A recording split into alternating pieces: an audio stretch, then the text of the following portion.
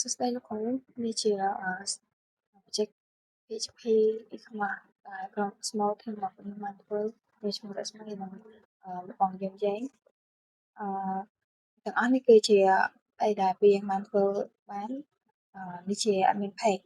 យើងអាចធ្វើការ edit រាល់ slide show brand product ហើយនេះជា about cat ឬ check out អីតាមអីដែលយើងចង់បាន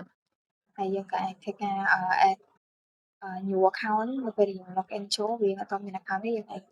ធ្វើការ create account ជាមុនសិនហើយនេះជា back end ជា front end របស់ពួកយើងអាចធ្វើនៅពេលដែលយើង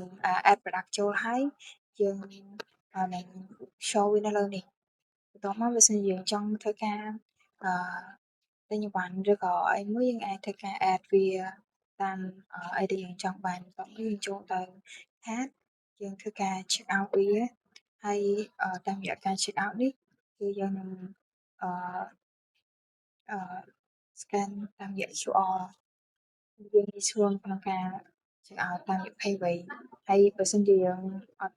ពេញចិត្តអីមួយយើងអាច remove វាចោលខ្លះហើយយើងអាច back វាទៅក្រោយឬក៏យើងអាច add new បាន